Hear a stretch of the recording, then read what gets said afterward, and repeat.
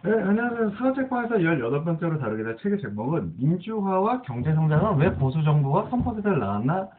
입니다. 한국 현대사 11가지 질문이죠. 이 책의 저자 박세균님은 1988년 다시 쓰는 한국 현대사를 써서 베스트셀러 작가로 이름을 날렸습니다. 21세기에 접어들면서 저자의 컨텐츠가 더 이상 대중의 감흥을 얻지 못해서 홀로 모색하는 시간을 가졌죠. 이 책은 2008년 이후 최근의 상황 분석에 비중을 많이 두었다고 해요. 책의 구성은 크게 절망과 희망이라는 두 가지 컨텐츠로 구성되었습니다. 저자가 첫 번째 질문으로 청년 세대의 고통은 어떻게 시작되었는지 질문을 던져요. 지금으로부터 딱 한 세기 전으로만 거슬러 올라가 보면 1910년대 일제 강점기입니다. 한반도 전체 인구 80%가 농민이었고, 농업이 산업의 중심기였던 시즌이었어요. 그쯤 조선 사람들의 평균 수명은 37세였고, 20, 30대 청년들이 노동력의 중추였습니다. 경제 주역인 청년들은 당연히 정치하에서도 핵심이었고요. 일본은 장기 불황에서 탈출하면서 대졸자 취업률이 2010년 이후 해마다 증가 중이에요. 2015년 봄 취업률은 97%에 달합니다.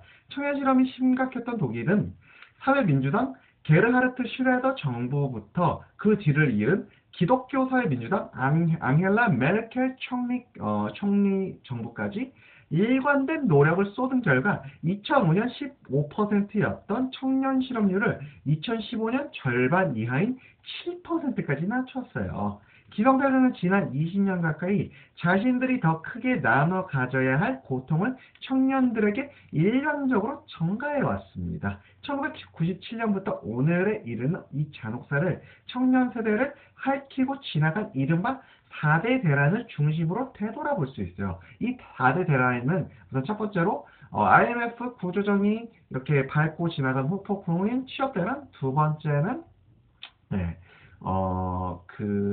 이제 1990년대 말에 그 벤처붐이 있었죠. 그래서 벤처 대란이 있습니다. 세 번째로 김대중 정권 때 이제 카드를 막 남발해서 이제 신불자 3, 400만 이렇게 양산했던 카드 대란. 마지막으로 뭐가 있었냐? 마지막으로 부동산 대라 있습니다. 자, 그래서 이제 여기서 하나하나 이제 간단히 살펴보면 첫 번째로 IMF 구조대로 이제 이 취업 대라는 평생 직장의 신화가 무너지면서 기존 경력직을 정리해고하거나 비정규직으로 전환시킨 것을 기업 입장에서 부담이 따라서 기존 채용된 인원을 줄이고 신규 채용되는 인원마저 비정규직으로 채우는 것이었어요. 문제는 여러모로 차별받는 비정규직 일자리조차 구하기 쉽지 않다는 거예요.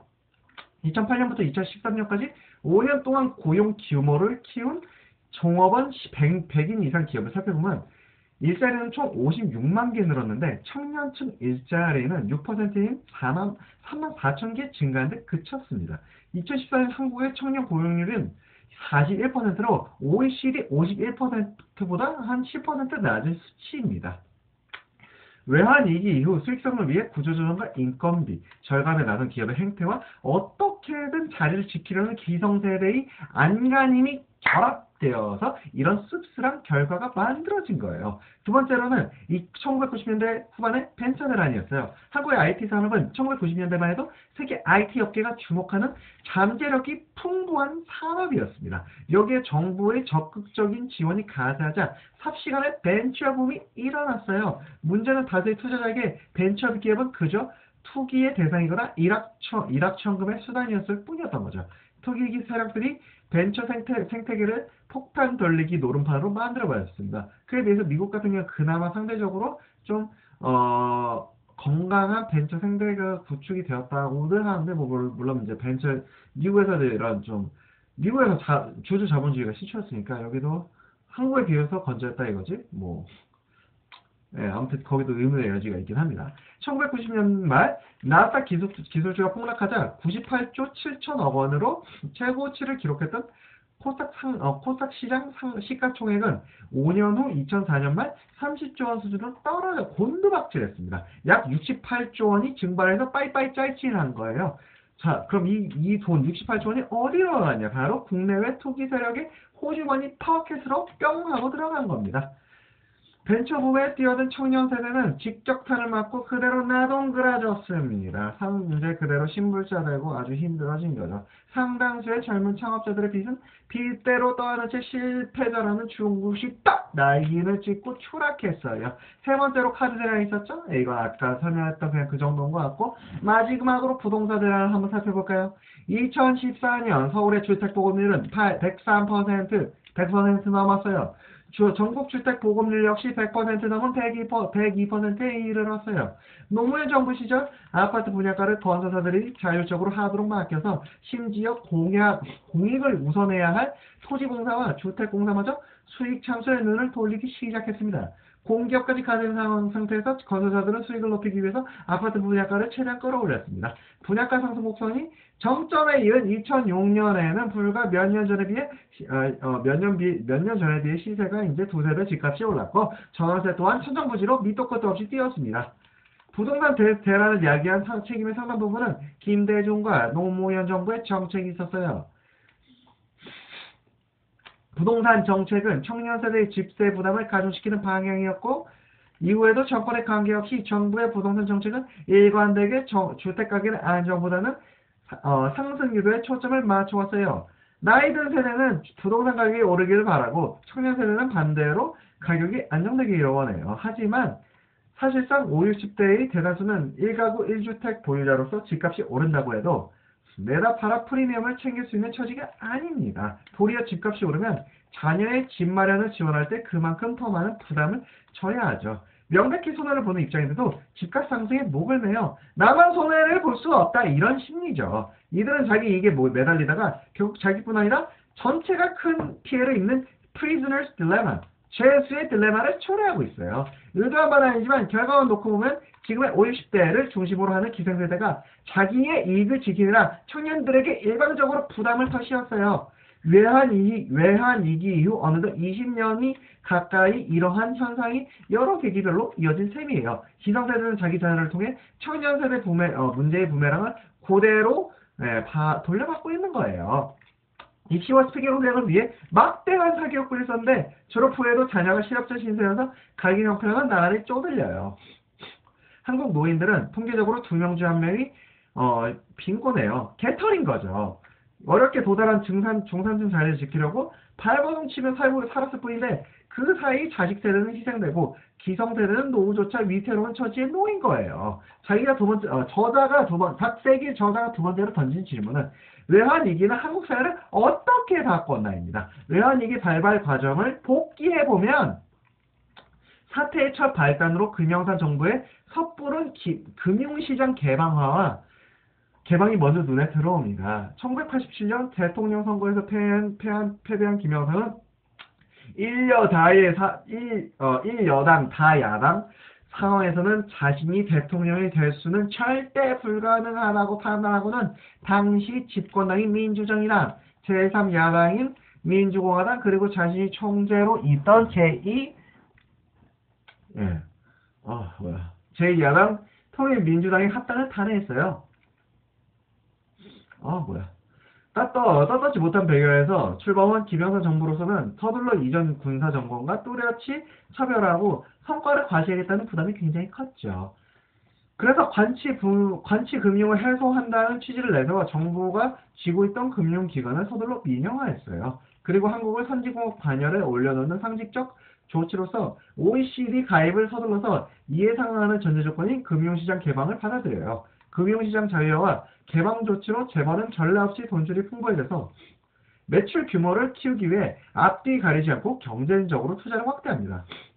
무모한 투자는 끝내 연쇄부도 사태로 이어졌어요. 위태롭기 그지없는 상황에서 월가 금융기관들은 한국 시장에 투입한 자금을 서둘러 빼가기 시작했죠. 1997년 외환위기 당시 한국은 미국 정부와 국제금융기관, 월가의 거대 금융 세력들로부터 토끼몰이 당하는 신세였어요.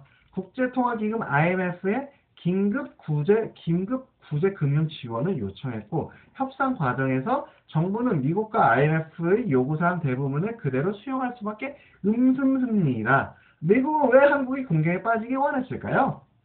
이 문제를 정확히 이해하려면 미국의 경제 전략이 어떻게 바뀌었는지를 먼저 파악할 필요가 있습니다.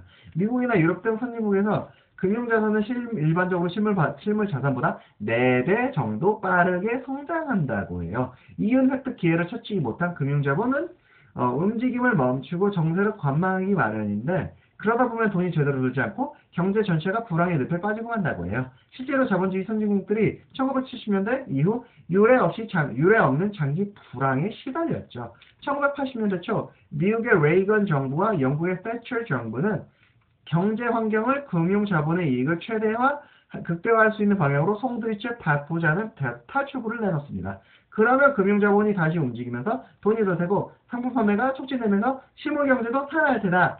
이것이 지난 수십 년 동안 자본주의 세계를 휩쓴 초류였어요. 결국 신자유주의란 금융 자본이 이익을 늘릴 수 있는 최적의 환경을 만들어주자는 것 이상도 이하도 아니었어요. 우리가 이미 익숙해진 노동시장 유연화, 공기업 민영화, 정부 규제를 철폐하는 자유화, 경제에서 국경선을 지워버리는 개방화 등도 그렇게 만들어진 개념이에요. 레이건 정부는 당시 기업 인수합병을 제약하던 독점금지법을 대폭 완화하는 등 기업을 둘러싼 제도적 환경을 크게 바꿨어요. 이로써 그 거대 금융자본이 막강한 자금력을 바탕으로 주식을 대거 매집함으로써 기업을 장악할 수 있는 길이 열렸죠. 이전 시기에 금융의 본질적 기능은 기업 활동에 필요한 자금을 지원하는 데 있었어요. 즉 기업이 주가 되고 금융이 보조적 위치에 있었는데 신자유주의 체제에서 이 관계는 역전되었어요. 한마디로 금융이 기업을 통째로 삼킨 셈이죠. 신자유주의에서 새로 나타난 이 같은 자본운동 형태를 흔히 주주자본주의라고 일컫습니다. 주주자본주의는 신자유주의 환경에서 금융자본이 기업으로부터 이익을 뽑아내는 핵심 메커니즘이에요. 과연 어떤 방식으로 이익을 뽑아낼까요? 금융자본이 기업을 점령한 조건에서 주가를 끌어올리는 가장 간단한 방법은 바로 구조조정이에요. 구조조정은 인건비 절감으로 기업 이윤율이 상승할 거라는 기대 심리를 형성해 주가를 끌어올리는 데 확실한 효과가 있었어요. 주주에 대한 고액 배당과 자사주 매입도 주가를 상승시키는 주요한 방법이에요. 그러면 유통 주식 물량이 줄어들고 수요와 공급 법칙을 따라 주가는 자동적으로 오르죠. 이러한 방식으로 1990년대 전기간에 걸쳐 미국의 종합 주가 지수는 지속적으로 상승했어요. 문제는 언급했던 주가 상승 요인들은 전통적으로 기업의 기초 체력을 파괴하는 결과를 초래한다는 거예요. 지속적 구조조정이 이루어지고 나면은 종업원 사기와 충성도가 떨어지고 노동 생산성이 저하될 수밖에 없어요. 또한 고액 배당이나 자사주 매입 같은 수법은 기업 잉여를 외부로 유출시켜 투자 능력을 잠식합니다. 결국 주주자본주의는 금융자본이 주주의 지위를 이용해 기업을 착취하는 시스템일 뿐이에요. 한동안 세계 최대 기업으로 군림했던 제너럴 모터스가 2009년 끝내 파산 보고 신청 챕터 9인가 7을 신청하면서 국유화 절차를 밟고 포드와 크라이슬러가 2005년 무디스 이딴데와 같은 신용평가 기관으로부터 사형 선고와 다름없는 투기 등급으로 강등된 것이 단적인 예이죠.